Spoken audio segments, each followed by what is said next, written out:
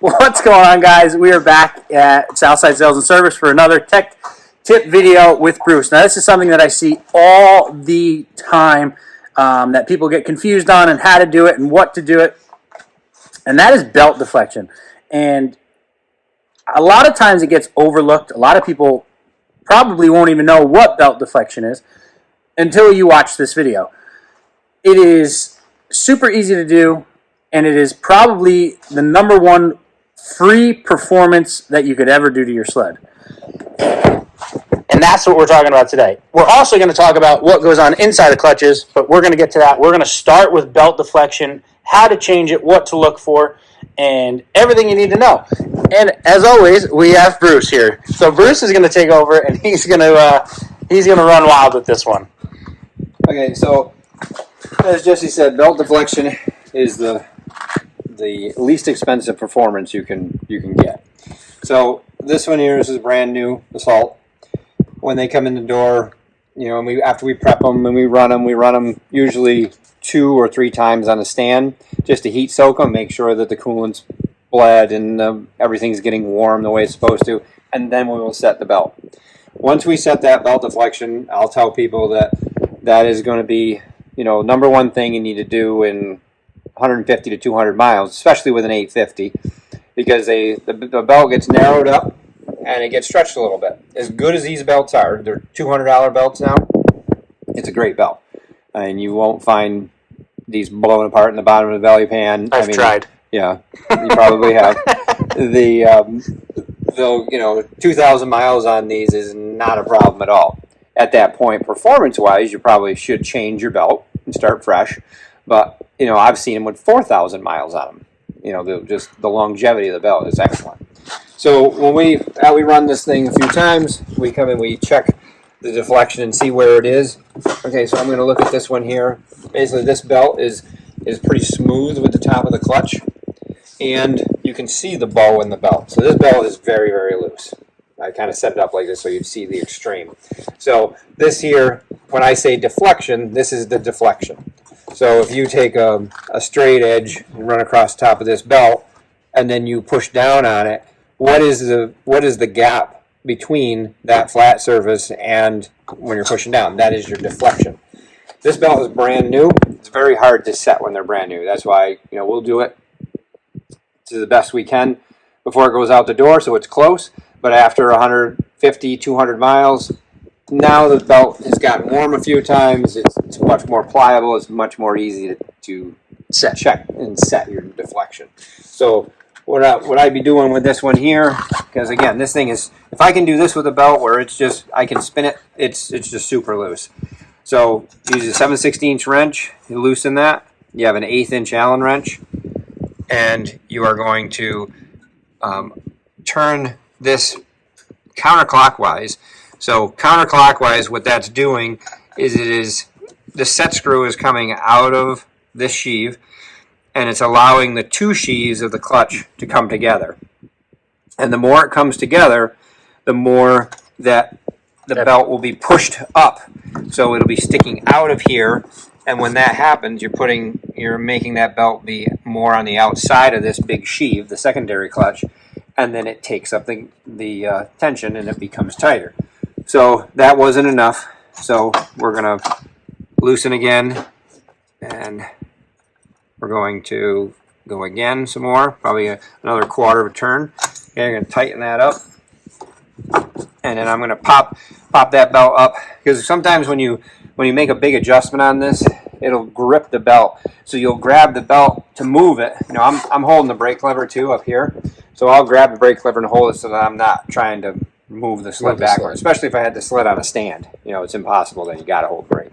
So sometimes you'll go to move and it won't move because you just loosen this so much that you just bit the belt all the way around.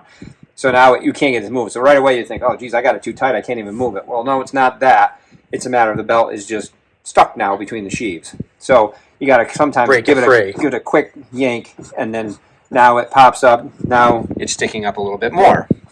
Okay, each time we are making that come out, sheaves are coming closer together, belt's coming out of the sheave. And then it also makes this tighter. Right. So it's still not enough yet. Again, this belt's brand new, so it's a little harder to do. to feel. But Right. This one hasn't been ran at all. No, I'm cracking this loose, and then I'm going to move like another quarter of a turn. And when I do that and I tighten this back up, I'm leaving that Allen wrench where I had it. So I'm tightening the nut and not moving this too, because basically that would put you back to where you were. So when you move the Allen wrench, you need to tighten that to keep the Allen wrench in the same place. So now again, I'm going to move this and I'm going to pop it again. So now we're about 1/8 inch out here, which is the number that you kind of want to be at. So the belt is sticking above the sheave 1/8 of an inch. Now the bow and the belt is getting less here, okay, and this deflection is getting closer.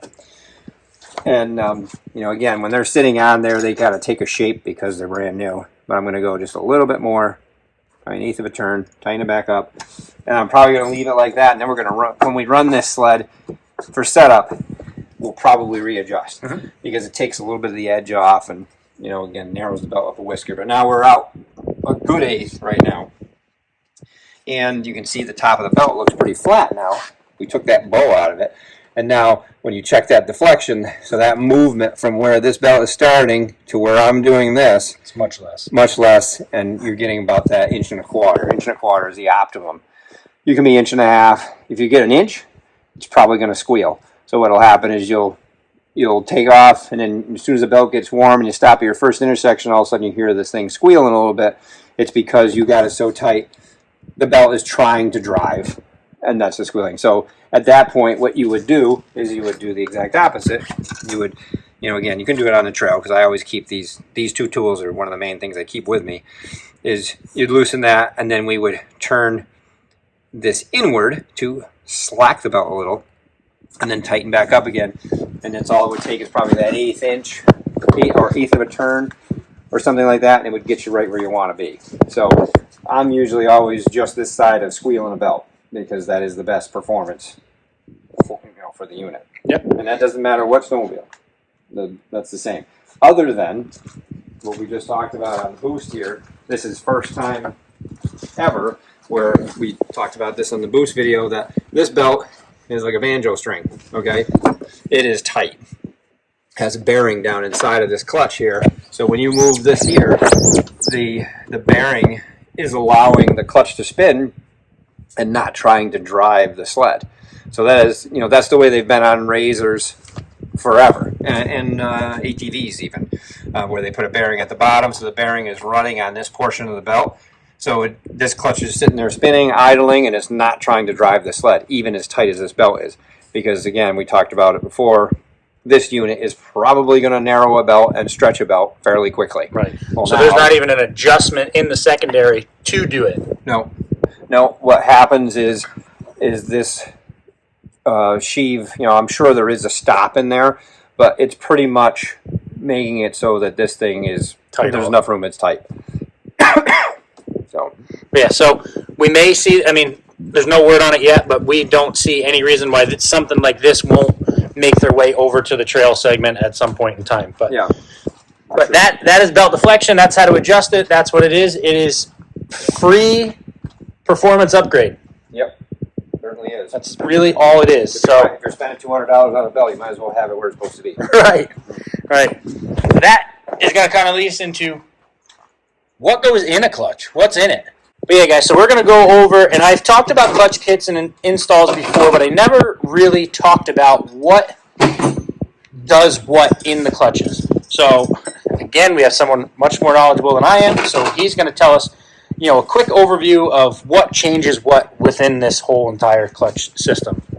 Okay, so these clutches have been the same, or very close to the same, as far as how they operate since the beginning of snowmobiles. It's just that they've gotten a lot better quality and easier adjusting, things that will last longer, smoother, especially since we have so much power now. So, but as far as how they work between a primary clutch and a secondary clutch, which is what we adjust our belt with and everything, yeah, has been very similar. So when a clutch is on a snowmobile, it's all together just like this. It has, when somebody talks about it, this is the solid sheave or stationary sheave, the movable sheave, because this one's going in and out, the spider, which has the rollers in it, and the weights run on the rollers, and then the cover. And then your things inside of this. Okay, so when we take the clutch apart, we've taken the cover off with the screws. The spider would be down tight on these threads. Sometimes we don't ever have to loosen this up. I'm just showing you what's in it. So this is a jam nut or a locking nut. It's usually Loctited on, and then the spider. So it just holds this in place so it can't loosen up, because the motor, with all the torque going forward and then slowing down and speeding up, you basically could loosen the clutch up. So that's what jams that from happening. So inside the spider, there's the rollers we talked about, and then here's your weights that roll against this roller. So the whole time in this operation, it all depends on what the weight of the weight is and what the tension of the spring is that is inside of there. And those two are counteracting each other all the time for RPM. If something has a lot of power, it takes more weight, because otherwise the RPM is the weight in the clutch is what keeps the RPM where it's supposed to be. If something has a lot of power, it needs a lot of weight. If something doesn't have a lot of power, it doesn't need as much weight. Sort of like when we were talking about that boost, I could see inside of there how wide the area is where these weights are. This width has been common forever. Right. Well, that has a huge width, and the weights are huge because it has a lot more horsepower. If you didn't have the weight there, the RPM wouldn't be able to be adjusted by the weight or kept in that right RPM range by the weight. The RPM would just go to the moon all the time. And what you're trying to do is, it takes both clutches to keep the RPM the optimum. You know, a lot of these sleds are 82, 83, 8,500 RPMs. And if you put a ton of weight in here, put it all back together, the RPM would be down. If you took a bunch of weight out, the RPM would go up. It's that simple. It's just a matter of how close, you know, because you're trying to net all these clutch kits that are out there. You know, I've always done a lot of my own thing, and everybody's, you know, it's always trying to make things better, obviously, and that's why, you know, when you're buying a clutch kit, a lot of times you're buying the weights, the spring that goes in the rear clutch in here, and you're getting a helix. So you're getting all things to make those changes, and they've done the testing to make sure that that's the optimum for what you're doing. Some things need to be adjusted because the rider's heavier, because again, just like suspension, the weight of the rider affects the snowmobile, and well, it also affects how the clutching is going to work, if it's carrying a bunch of weight or it's not carrying a bunch of weight on the snowmobile. It's all different. So a lot of things that have happened now is we've gone from weights that are not adjustable, just like this here. This is a weight that comes in a race sled because it has a little notch in it right here. Then you have these now that are all adjustable, and you can put the weight where you want. So not only can you adjust how much weight, but you can adjust where the weight is on the clutch. Right, and that's all going to act differently. All going to act You have it in the heel compared to the tip, it's going to be a whole different ball game. Yeah. And then I got some of these from Speedworks the other day I'm going to put in one of the race sleds. You know, again, big notch, roller hangs right inside of here, whereas usually it would be smooth, you know, no notch, so it's ready to roll away very quickly. Right. This is held on the edge of the notch so that actually the RPM is higher before it actually engages. It'll be much more violent engagement. Much more violent, yeah. So all those things as far as how it engages, again, how much spring is in here, changes how high of RPM it will engage at. You know, if it leaves hard, you obviously you dig a hole in the snow, but also if the snow is good, you leave really fast. Compared to a lot of these snowmobiles, the engagement is lower. It's more controllable for basically the masses of people, so that it's just smooth on the trail. You know, it's not like everybody doesn't want something that's revvy and hard to control. They want it so that it's trailable, and that can all be adjusted, because you can, when you're clutching stuff, you can clutch it down or you can clutch it up, depending on what you're looking for. The factory does a great job in making it so that it covers all the bases, and it's very nice for the trail use. You know, we were talking about the belt deflection here before, and we were talking about how far out of the rear clutch it would be, and we were talking about how we adjust to this. Well, inside of here, this is what does that. That's the other side. So when I was adjusting that out or in, it's pushing against this plate, just so that it doesn't make a hole in this. And it makes it so that you can adjust where this sheave is going to be. And again, those adjustments are very, very fine. I mean, it's not like you're adjusting from here to here. These are just thousands of adjustments that push the belt where you want it outside to make the belt tight. In the old days, we used to have to, well, this was kind of middle of the road. You actually had three screws on the... This was before my time, too. So. Yeah, so you actually had 3 screws on the outside of this, and you'd loosen them, and you'd adjust this little disc, and it had 3 pins inside, again, on that plate, just like we were talking about there, but there's 3 pins coming through, and you adjusted that plate, and it pushed the pins in and out, which adjusted your clutch. Before that, you didn't even have that. You had a shim down inside, and however many of these shims that you had. So to do your belt adjustment, you literally had to take the clip out, the spring out, everything out to be able to take it apart, put a shim in or take a shim out, put it all back together again, put it on, and go, okay, I like it, or no, I don't. I got to take it all back apart again. So it's times have been made easier. Yeah, I mean a lot easier. And this was all back when we had a slide and literally a little button, 3 buttons down in there, and they are what slid on this and made it a slide for upshift and backshift. Nowadays, we actually have a roller that is inside of this clutch on the back side that you don't usually see. And there's the helix, and these go inside. It's got reverse on it. So this is a standard helix, so this drops right in here like this, and then there's your roller. So now this is rolling in and out for, on the throttle, off the throttle, and it's very, very smooth and very quick compared to buttons, which would smash and break Get and wear out. Yeah. And one of the other things that's happened too, that the guys that do a lot of their own clutching, one of the things that's changed is this last year and this year, Polaris changed these rollers to a large roller. This was the old diameter roller that we've had since like 2004. Hasn't changed. Last year they decided to go to a big roller. This is very common on a razor. They use a big roller like this. And so if you have stuff at home and you want to change something, you have to realize your new one fits in this kind of helix, whereas your old roller was like this. So if you have narrow, I don't have a narrow helix here, but if you had a narrow grooved helix, and now it's like, well, now I can't use it. Well, you can if you've got a few helixes. You can just, if you have the proper tools, because this is all spring loaded. There's a cap that goes down in there that holds the spring, and this goes on. Then you clamp it down, and you have another clip on there. If you have the tools to take that all apart, you can pop the clip and actually put the other rollers in. Yeah, and I went over that when I put my clutch kit in last year. I actually went over that. So that's just something. Now this year, the only one that still has small rollers is a race sled. So that's it. Everything else has gone big. This here, why these look really different, is this is a helix that has reverse. So it allows you, when you back up, that roller, when you're going forward, it's going like this. When you go in reverse, it turns and it locks in here and can't come out, and allows you to back up without the clutch opening.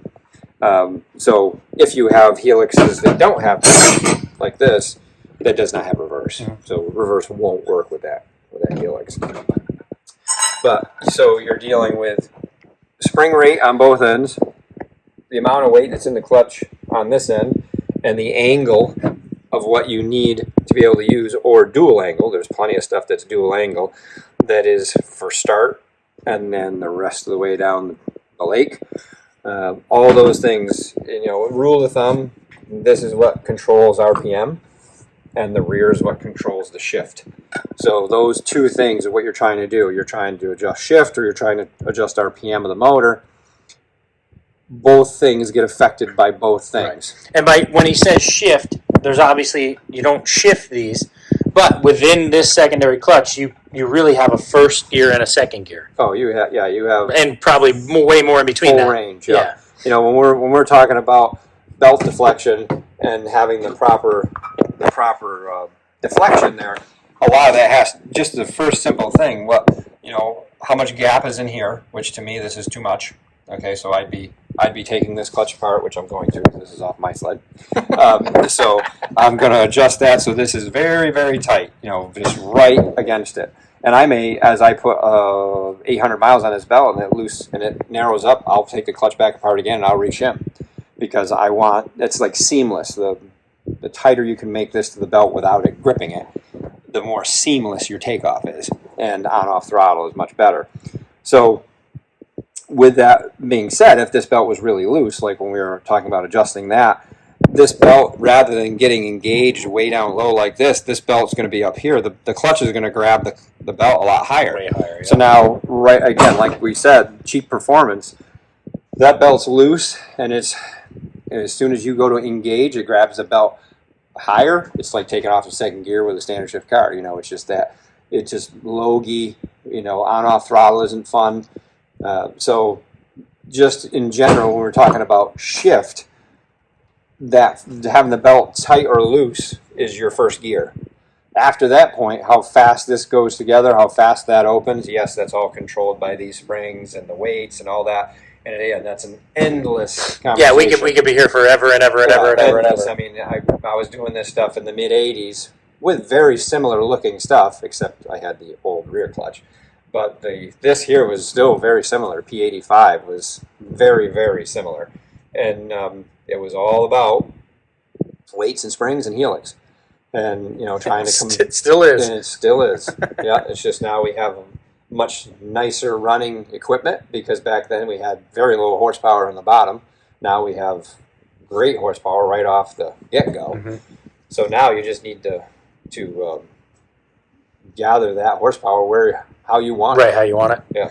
And just like suspension, everyone's going to want a different clutch kit, and they're going to want, it to feel a certain way. So that's totally up to you. Yeah, the most common stuff, because I don't have a lot of big lakes around here, so it's not like some other places where they're just, they want to ride and they're putting miles on, but then when they get on the lake, they want to be the fastest guy. And that is one way to clutch something. It can be fun, on the trail, but they know in their mind, I've got this set up for top end. Mm-hmm. Well, a lot of the stuff around here, I don't have that top end. So when I'm talking to people, most people are saying, I want it fun corner to corner. I don't care how fast it goes. So when that happens, I know there's just certain things I do, to make it engage a little bit more, the weights that I want them. Again, shimming the belt tight to that clutch so that I'm grabbing that belt immediately. And back shift, the back shift is a big thing. You're going along, you let go, and then you go to hit it again. You want that clutch to be back shifting, so you're back in that gear you want to be in when you grab that. And that you don't want to be in 6th gear, and then when you should be in 4th gear, and it's just going to be a lazy. Right, and that portion, back shift, is completely controlled by that, and how much helix you got. But the spring is a big deal. So again, something simple for that on-off throttle, corner to corner. It's a simple clutch kit. And it makes, total difference. If you rode the sled the way it was and you make those changes to go out, you're going to, I like it. It's very simple compared to, I want top end, that's what I'm looking for, I want all the mile per hour. Well, it takes more fine tuning for that to happen. Yeah, absolutely. And be still trailable. But that is belt deflection and what goes on inside of our clutches that are, for the most part, on probably 98% of your guys' sleds. Yep. Or girl sleds. Speaking of girl sleds, if you see the pink, we talked about custom painting, and just before we tie this video up, this one, even if you're a girl, you can custom paint your stuff pink. And this stuff is super, super hot pink. Yeah. It's showing a little weird in the video, which a lot of the brighter colors do, but man, does this stuff look so good. So even if you are a female around there and you want your stuff done up, they can help you out. But anyway, it's another video of knowledge for you guys. It's knowledge for me. I've never seen any of that old stuff. So, yeah, you don't want to see it. Yeah, no. I'm going to have to see it at one point when we do my 97 XCR. So, yeah, but in that. Yeah, exactly. I knew it. So, but that's going to do it for this video, guys. If you have any questions, put them down in the comments. But that's going to do it for this one. Make sure to like, make sure to subscribe. We'll see you guys in the next one.